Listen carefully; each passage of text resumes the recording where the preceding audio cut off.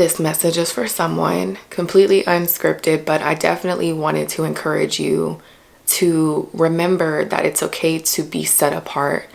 And I want to encourage you that even though what you're experiencing right now may not feel ideal to you, it may not be anything that you desire to go through, all of this is conditioning you for the race. It's conditioning you for the journey ahead. I need you to know that sometimes you won't be invited to the table, okay? Sometimes you won't be invited to the party. Sometimes you won't be the cool person to be around. A lot of times when God is developing us, he puts us in those seasons of isolation to refine us, to realign us with his word and his will for our life. And so many times we can despise those very moments that are the moments that are making us into the person he needs us to be.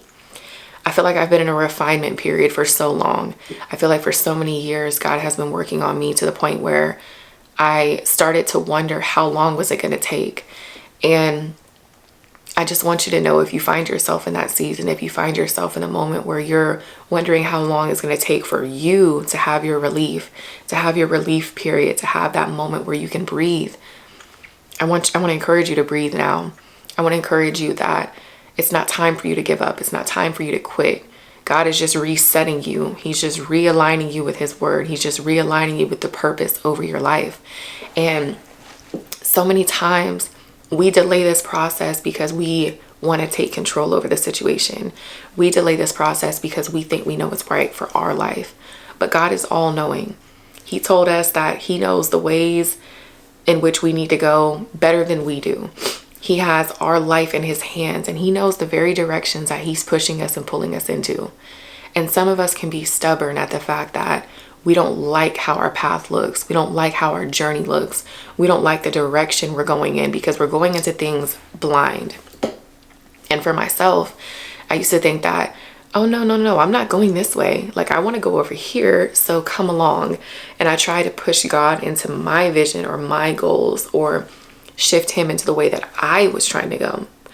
But God will often put your life at a whole pause so that you can sit in the moment of silence, in the midst of silence with him, so that all you can do is rely on his word.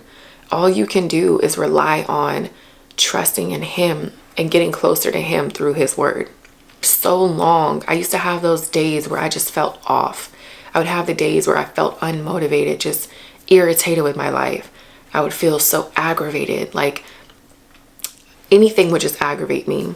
And it was really because I was sitting here thinking about why my life didn't reflect the things that I was looking for.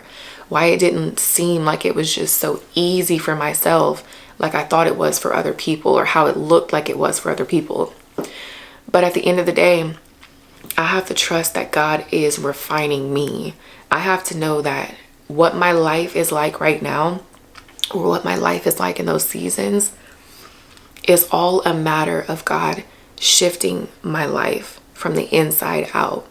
And so if you're in a season where you feel like you don't know where your life is headed, you don't know where you're going, you're fearful of the path, you're fearful of the journey, remember, trust in the Lord with all your heart and do not lean on your own understanding. In all your ways, acknowledge him and he will guide your path. He will guide your steps. That has been a scripture that I have stuck with for years. And even in present day, even though I've had a lot of great experiences up until this point, I'm still questioning what God is doing, right? I'm still questioning the direction. I'm still questioning the path. But I know based off of that scripture that my path is going to be guided if I just trust in God. And it also says not to lean on my own understanding, because I clearly have none compared to what God has. And so I think it's important for you to remember on your journey, this is your conditioning season. This is the period where God is refining you and he is directing you. And it doesn't probably feel the best, but it's going to be okay. And so I just want you to remember, even those days when you have a lack of motivation, the days when you're not sure about where you're going, you're not sure of the destination, all of this is going to make sense to where you're headed. All of this is going to make sense into who God is calling you to be and who he's going to make you into.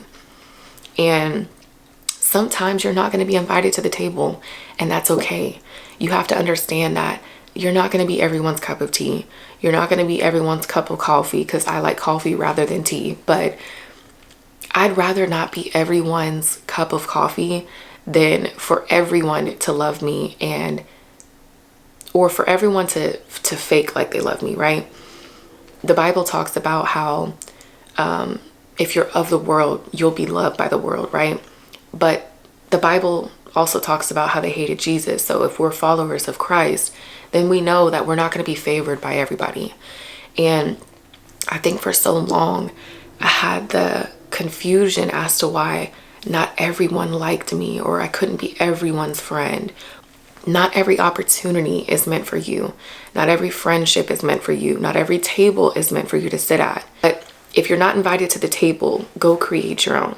Go build your own opportunities. Go start your own things where you can invite people who you feel like are the underdogs, or the people who are set apart for a reason. This came up to me while I was getting ready yesterday. And it was, don't let people and how people act determine how righteous you respond.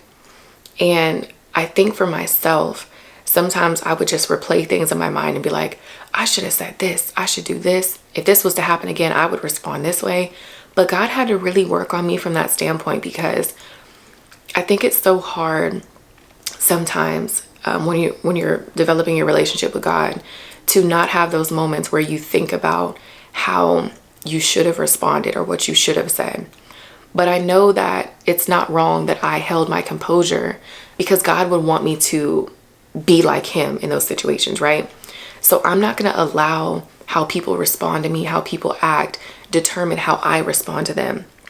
I know that if God called me to be righteous, then it's my opportunity, my goal, my responsibility to respond righteously back, to act righteously in general.